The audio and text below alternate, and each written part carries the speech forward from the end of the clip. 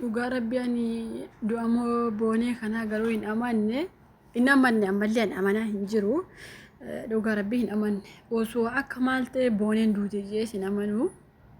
Yeroo baay'ee koomentii adda addaa nan kennaa fi koomentii ishee jajjabeessu. Garuu namoota baay'ee du'a kee yoom agarraa yoom duutaa yaa rabbi du'a kee nu agarsiisii mucayyoo kana kajoo koomentii baay'ee ishee jalatti argaa ture. Yeroo tokko bar namni koomentiitiin haamilee namaa tuquu danda'a. Jechaan haamilee namaa tuquu danda'a. Mucayyoo kana yeroo tokko gaaffiif deebii ufte.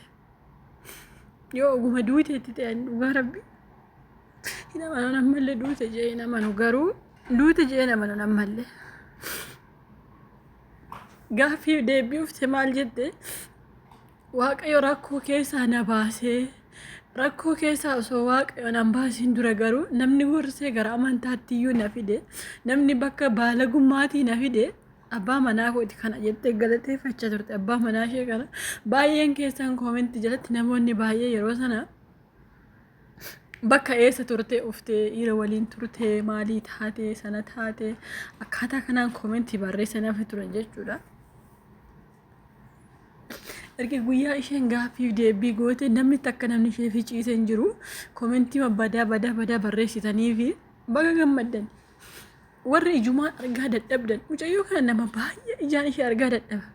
jechuun hin ama'attee hin hojjetattee miidiyaa kanarraa hojjetattee galiirraa argatte malee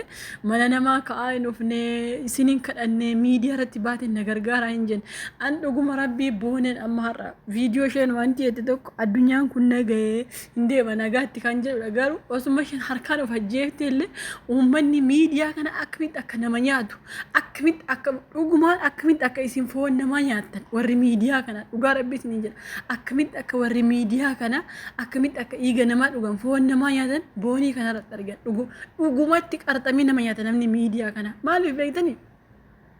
yeroo tokko namoonni keessaafuu viidiyoo as baatanii hojjettan na argi abaluun akkas sana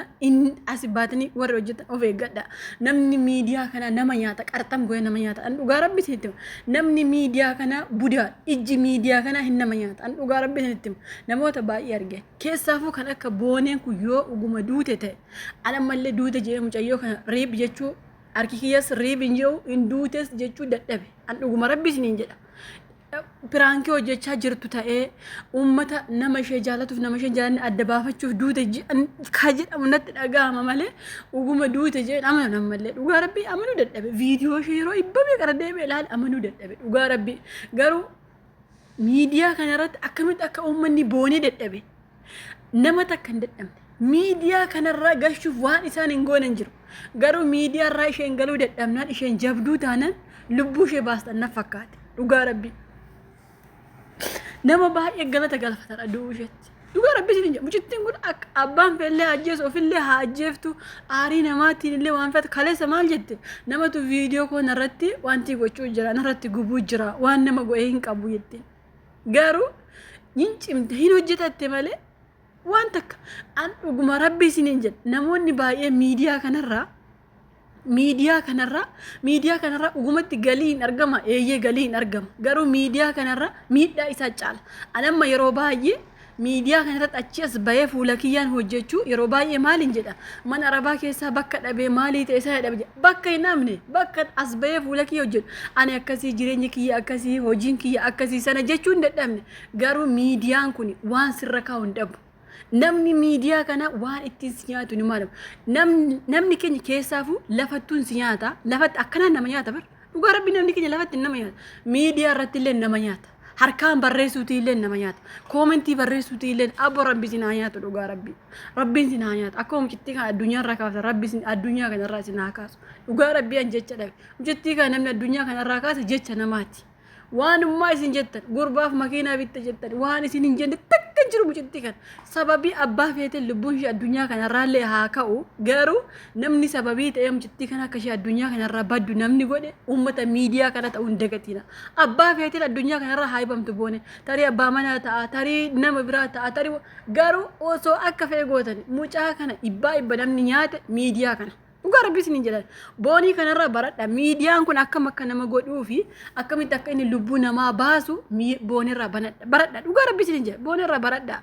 warreen hojiin kiyya akkasii ani hojii akkasii qaba ani mana akkasii qaba ani abbaa manaa akkasii qaba ani ala akkasii qaba warri jetta illee boonirraa baradha dhugaa rabbii waan qabdan hunda miidiyaa kanarraan fidina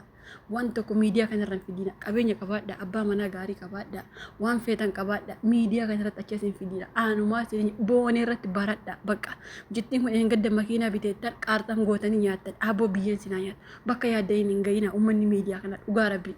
akkummaa isheen karaattafte maaloo karaattafa dhugaa rabbii ani waan jedheerra viidiyoo jedhu wallaahi waan jedheerra viidiyoo jedhu wallaahi dhugaa rabbii akkuma isheen citaa ala keessan irraa dhugaa rabbi namni nyaata isin ummata miidiyaa kana namni har'a soobdanii riib jettan dooma boran keessa riib jedhaman keessa dhugaa rabbi ani waan jedheem citti kanarraa viidiyoo hojjedhu takka na wallaale